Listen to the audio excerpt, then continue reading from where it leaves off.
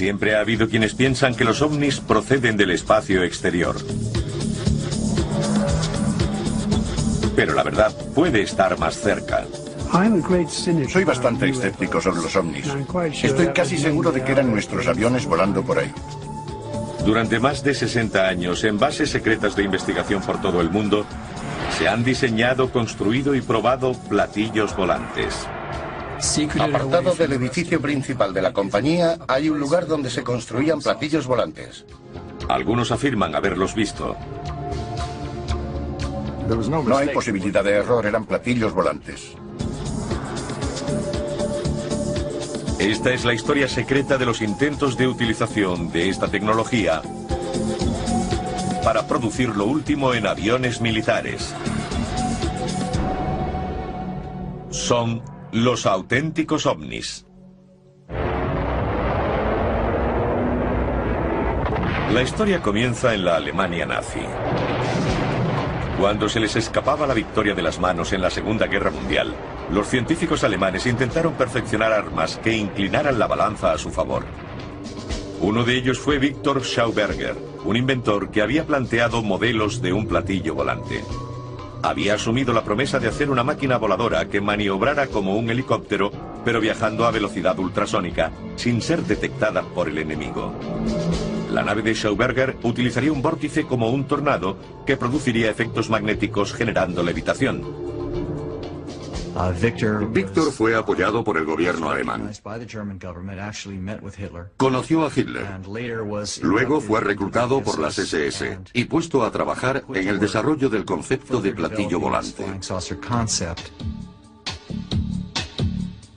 Trabajó junto a un grupo de brillantes ingenieros alemanes, como Rudolf Schriever, Andreas Ebb y el Dr. Richard Mitte. Todos crearon diseños muy avanzados. Los alemanes tenían 3 zonas independientes de desarrollo. Una en Peenemünde, otra en Breslau y la otra en Praga. Se hicieron pruebas en todas ellas. Los alemanes habían llegado tan lejos en el desarrollo que ya habían hecho algunas pruebas. La empresa Messerschmitt había volado una nave con forma de platillo. Estas imágenes de los primeros prototipos se parecen a las fotografías de ovnis que aparecerían en las décadas siguientes. Pero este no era el mundo de la ciencia ficción. Eran avanzados objetos volantes. Para el ejército alemán, estas armas letales servirían para ganar la guerra. La batalla por la supremacía aérea en la Segunda Guerra Mundial dominó la lucha en Europa. En 1944 la situación empezaba a volverse contra Alemania y el Tercer Reich. El 13 de junio, una semana después del desembarco de Normandía, Hitler lanzó sus armas secretas.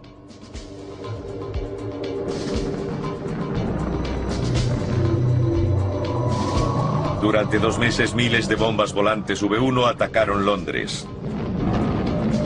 Algunas fueron abatidas desde tierra, otras en el aire.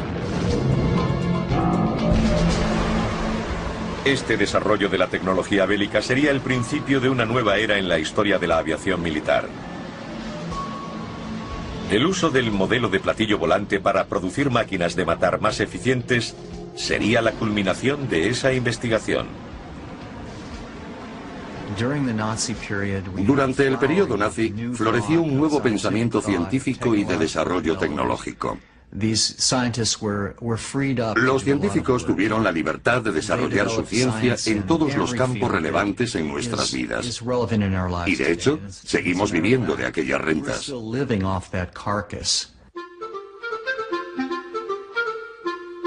Pero no había nada nuevo en los principios básicos de la ciencia de cohetes. En los años 20 y 30, numerosos entusiastas experimentaron inocentemente con la propulsión de cohetes en Europa y Norteamérica. Pero lo que estaban haciendo los nazis no tenía nada de inocente.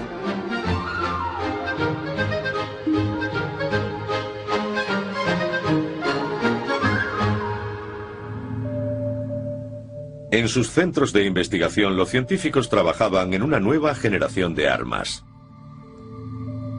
Y junto a cohetes y misiles, los auténticos ovnis eran parte crucial del programa.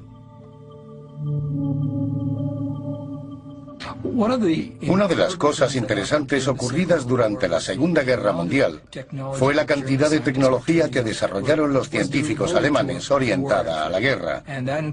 Eso incluía cohetes, motores de reacción y también algún trabajo notable sobre aeronaves con forma de platillo. Pero Hitler y sus científicos se quedaban sin tiempo. Los aliados avanzaban en todos los frentes y los alemanes se replegaban. La tecnología de platillo volante, como el resto de armas novedosas de Hitler, llegaría demasiado tarde. Hasta el mismo final de la guerra parece que creyeron que esas superarmas iban a ser capaces al menos de detener a los aliados y que así podrían alcanzar algún acuerdo político para cerrar el conflicto.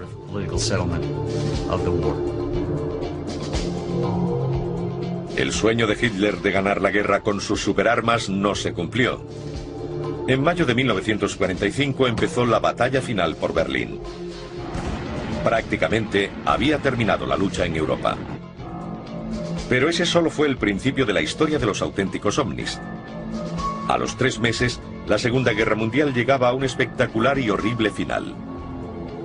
A las 8:15 de la mañana del 6 de agosto de 1945, el bombardero norteamericano Enola Gay lanzaba la primera bomba atómica sobre Hiroshima.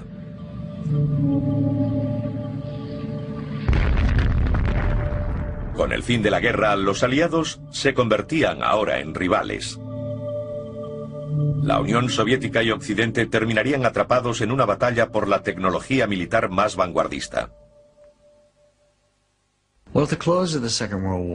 Terminada la Segunda Guerra Mundial, todas las potencias aliadas emprendieron una carrera para hacerse con la tecnología alemana. Los norteamericanos se hicieron con la tecnología de las bombas V2 y los planos de otros muchos misiles. Pero los rusos capturaron los últimos modelos de aviones de reacción alemanes y a una buena cantidad de científicos. Pero ¿quién se haría con los científicos de los ovnis? Los secretos de cohetes y misiles alemanes no sería la única tecnología que caería en manos rusas y norteamericanas. La Guerra Fría estaba a punto de empezar. Y junto a la carrera nuclear, con su despliegue de misiles, había otra secreta que el público desconocía. Esta vez para descubrir la gran máquina volante, un platillo sacado de un mundo de ciencia ficción.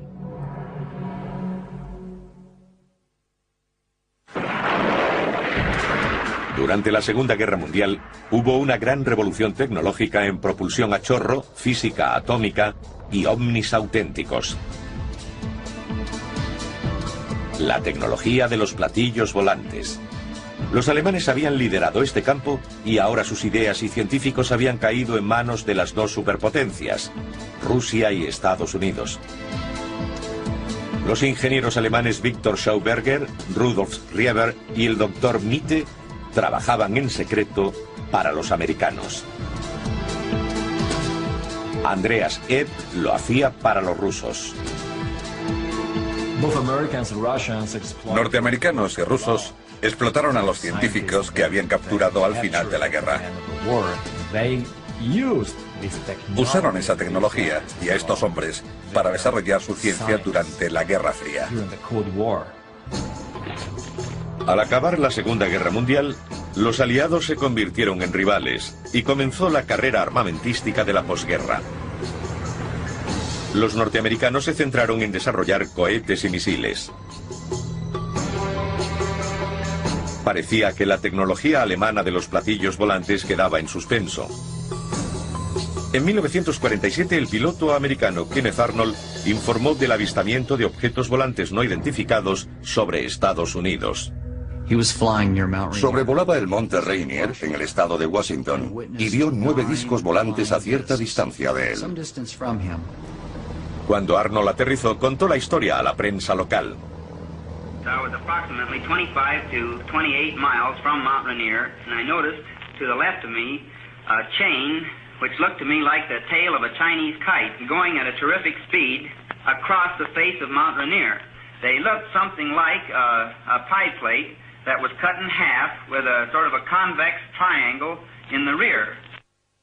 Well, Kenneth Arnold started a firestorm. Kenneth Arnold inició la polémica.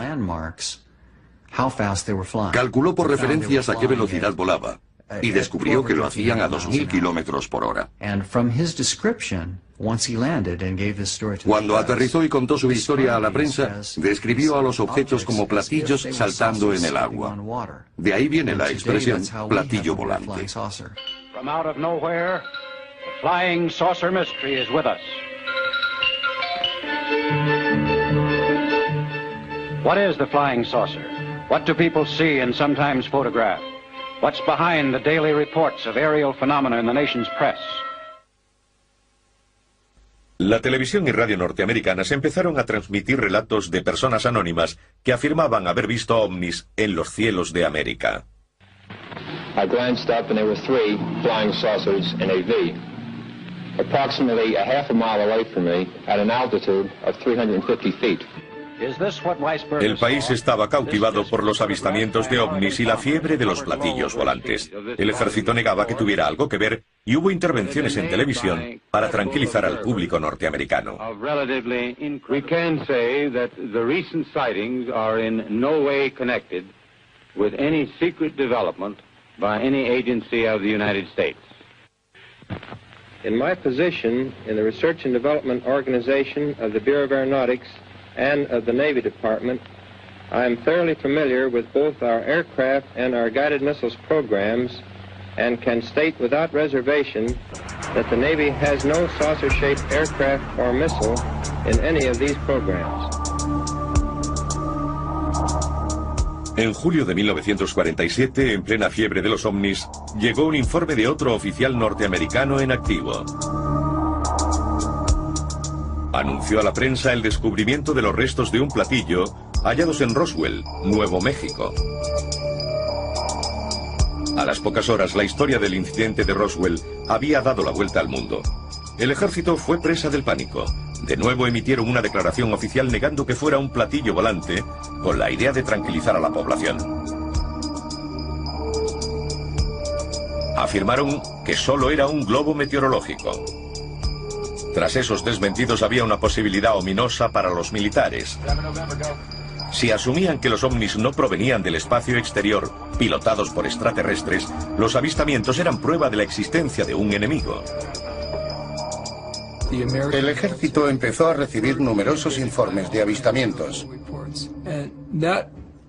Eso hizo pensar a algunos que podían ser misiones aéreas de los soviéticos. Los americanos se hicieron con bocetos exóticos de diseños muy avanzados de aeronaves.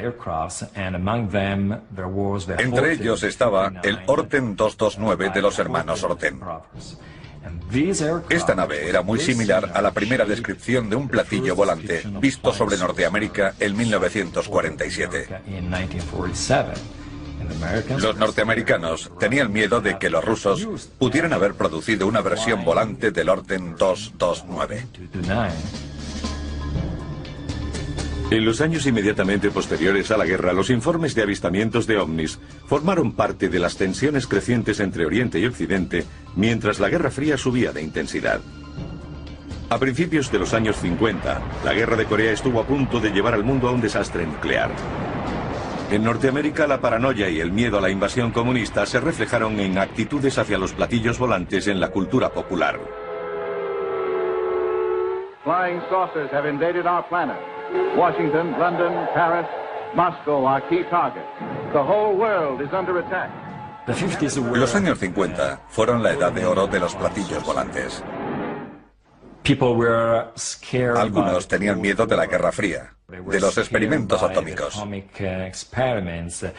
Al mismo tiempo, les interesaba la exploración espacial y los avances tecnológicos. El clima era el apropiado para esperar la visita del espacio exterior.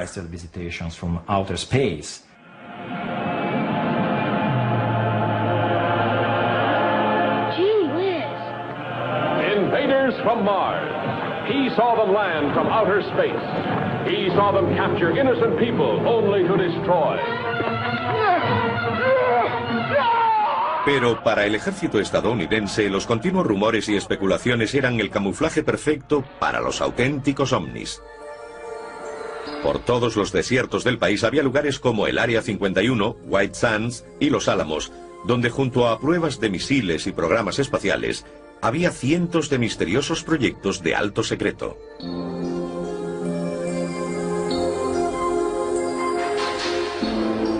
Estos incluían pruebas de paracaídas a gran altura, satélites y el desarrollo de vehículos espaciales. Uno de estos programas secretos recibió el nombre de Proyecto Mogul. El Proyecto Mogul consistía en recabar información sobre los rusos usando globos a gran altitud.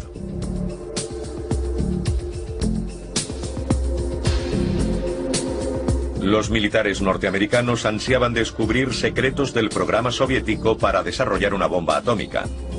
Necesitaban saber cuándo iban a probar una de sus armas. 20 años después, el gobierno estadounidense se vio obligado a confesar que el incidente de Roswell de 1947 fue de hecho una prueba militar secreta. Publicó un informe afirmando que lo que recuperaron no fueron restos de una nave extraterrestre, sino los de un proyecto secreto de investigación de las fuerzas aéreas llamado Mogul.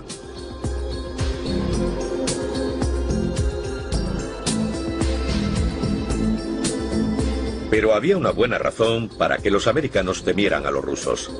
La experiencia de la guerra coreana y la alarmante aparición del caza MiG habían demostrado lo avanzada que estaba la tecnología militar rusa. Tenían que ponerse al día y hacerlo rápido. ¿Un platillo volante supersónico podría ser la respuesta? En los años 50 había comenzado la carrera para construir la mejor arma, una nave supersónica invisible al radar. Pero entraba dentro del reino de la ciencia ficción. Las fuerzas aéreas norteamericanas querían un nuevo caza interceptor, algo a lo que no se pareciera ninguna nave soviética, un avión completamente nuevo que pudiera volar más rápido y alto que ninguno de la época. En 1953 la CIA descubrió que Avro, la compañía aeronáutica canadiense, trabajaba en secreto en una nave revolucionaria, un platillo volante. Era obra de un visionario ingeniero aeronáutico británico. John Frost fue el artífice del proyecto. Llegó de Inglaterra como diseñador de otro programa, pero pronto le interesó la idea de hacer realidad un platillo volante. John Frost había sido responsable de uno de los desarrollos más innovadores de la aviación, el caza con alas en flecha. La inspiración de las primeras ideas de John Frost llegó de su colección de recortes de prensa de avistamientos de ovnis de todo el mundo. Estudió todas las noticias y las redujo a dos fuentes posibles. Una era obra del hombre y siguió la pista hasta Alemania. A Frost le intrigaban los informes sobre platillos volantes de los nazis. Tenemos pruebas que demuestran que participó en los interrogatorios a científicos alemanes, y especialmente en el de Mitte, que había trabajado directamente con esos platillos. El doctor Mitte había trabajado 10 años en el programa nazi y su equipo había llegado a construir un prototipo. Mitte mostró a Frost fotografías, planos y bocetos. Frost estaba convencido de que podría hacer realidad los planos de Mitte. John Frost quería hacer algo inédito hasta ese momento. Una nave supersónica que duplicara la velocidad del sonido, que pudiera volar más alto y rápido que nada, y que no necesitara pista de despegue ni aeródromo desde donde operar. En 1952, la compañía canadiense Avro ocultó uno de los proyectos más secretos de Norteamérica. John Frost formó un grupo de proyectos especiales. Eran hombres como él, ingenieros, técnicos y científicos que trabajarían sobre sus ideas. Ideas que llevarían a hacer el proyecto deseado. David Garland fue uno de los ingenieros aeronáuticos que trabajó con John Frost en este concepto revolucionario. John Frost era inglés, el típico gentleman británico de la escuela pública inglesa, pero con una gran experiencia en la industria de la aviación.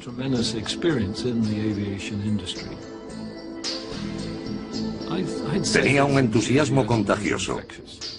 Ningún problema era demasiado grande. Siempre había solución para todo. De hecho, no teníamos problemas, teníamos retos. Y había muchos retos. El primer proyecto de John Frost fue el Y, un avión en forma de pala desarrollado en torno a un motor circular. Podría despegar en vertical o avanzando y volar como un interceptor supersónico. El proyecto Y se diseñó como un avión sin cola. Usaba la tecnología de los platillos volantes. El equipo de Frost construyó una maqueta con forma de pala en un taller fuertemente custodiado de la factoría Avro. En 1953 se probó en secreto un modelo con alerón de cola en delta para el control del despegue vertical. Los fallos de diseño quedaron patentes. Uno de los principales problemas de este avión sería la habilidad que requeriría del piloto para despegar en vertical desde el suelo y aterrizar. Sería increíble. John Frost concentró todos sus esfuerzos en el desarrollo de un diseño circular. En esencia, un platillo volante. El círculo es la máquina de efecto suelo más eficiente. Hay más elevación en los bordes para un empuje dado. Tiene sentido cuando te estás sustentando en el efecto suelo.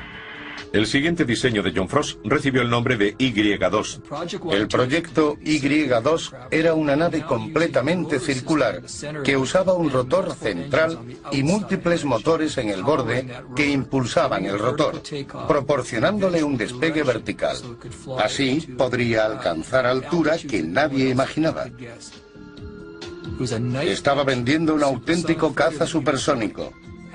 Las fuerzas aéreas norteamericanas invirtieron $10 millones en su investigación. En 1956, la carrera armamentística y espacial de la Guerra Fría estaba en su apogeo. El ejército norteamericano quería invertir en nuevas tecnologías. Con fondos clandestinos, comenzó el desarrollo del platillo volante supersónico. En el edificio Schaefer había una nave de 15 metros de diámetro con 6 motores. Las pruebas demostraron que era un monstruo que estuvo a punto de acabar con el equipo de Frost. La prueba fue casi catastrófica. Los motores del platillo amarrado en el hangar giraron fuera de control y casi arrancaron el techo del laboratorio.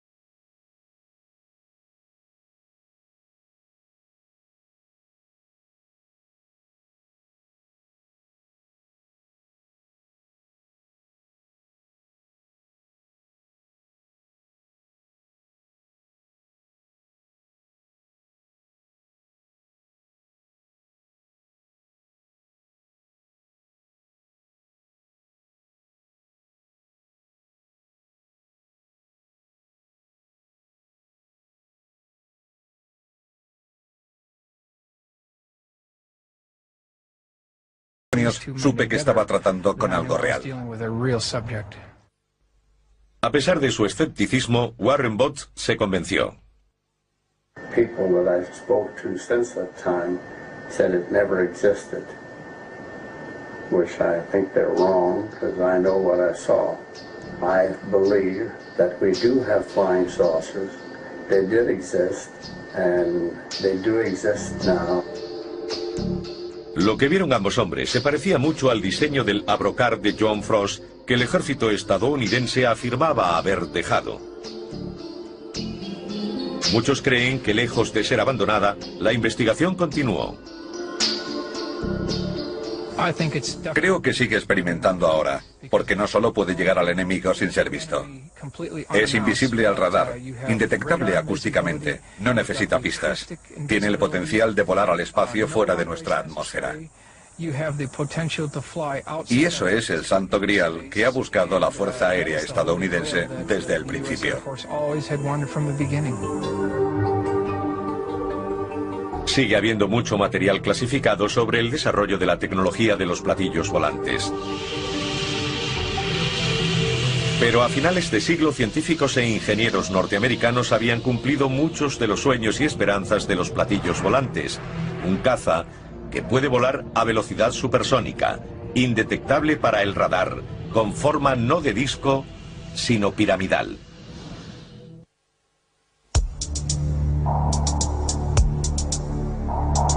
Durante un periodo de 15 años, esta revolucionaria nave fue clasificada como Proyecto Negro, uno de los secretos mejor guardados. Este fue el verdadero OVNI, un avión de ataque supersónico que volaba como un reactor, pero sin ser visto por el radar. En 1988, los norteamericanos decidieron presentarlo al mundo. El F-117 no fue expuesto al público hasta finales de 1988. Los aviones solo podían volar por la noche, por lo que los pilotos se encontraban en un aeródromo de Nevada en oscuridad total. Nosotros perdimos a un par de pilotos simplemente porque se desorientaban. Las fuerzas aéreas decidieron que era mejor volar durante el día. Por ello sería conveniente proporcionar alguna información sobre la aeronave para evitar una avalancha de avistamientos de ovnis. Para eludir el radar y los misiles superficie-aire, el Lockheed Stealth Fighter F-117 adoptó algunos de los conceptos del platillo volante. La forma de la nave determinó su visibilidad al radar enemigo.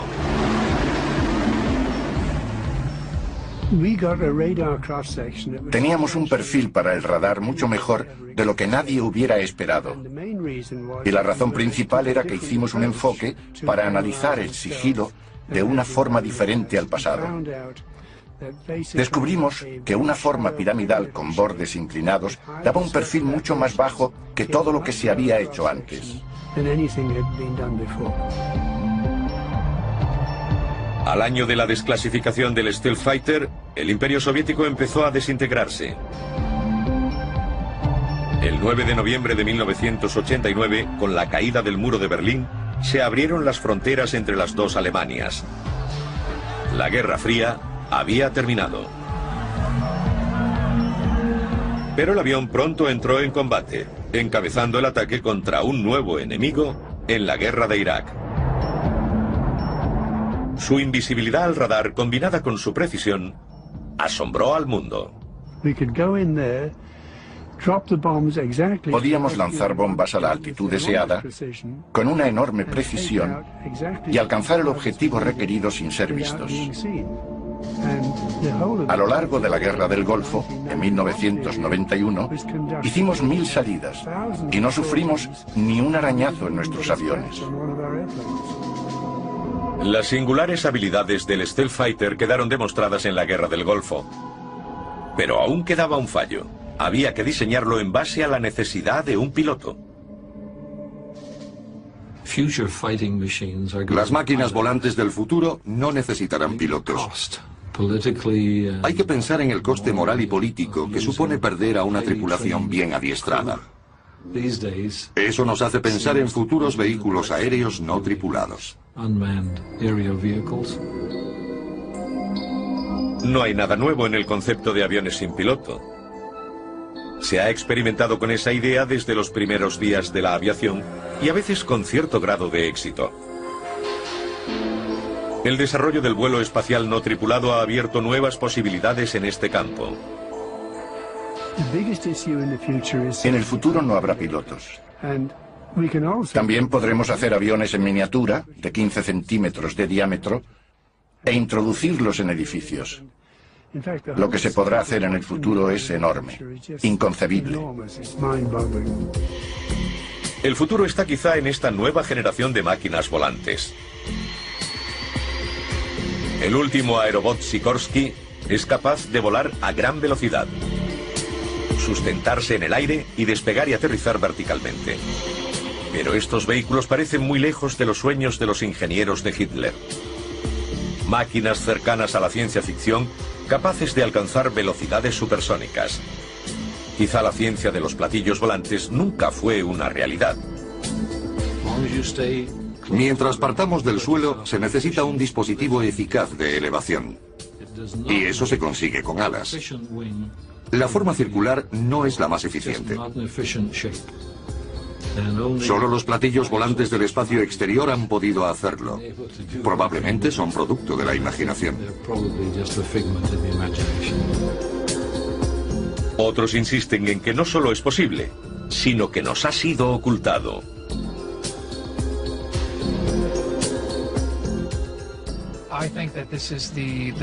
Es el mayor secreto de las fuerzas aéreas norteamericanas. Ya es hora de que se desclasifique el programa de platillos volantes. No es ninguna amenaza para la seguridad nacional y es hora de que salga a la luz. Algunos de los últimos inventos son ahora de dominio público, pero muchos otros se mantienen en secreto, lo que alimenta la especulación sobre el avistamiento de ovnis en nuestros cielos. El sueño de la máquina voladora perfecta sigue sin cumplirse. Esto es Teorías de la Conspiración.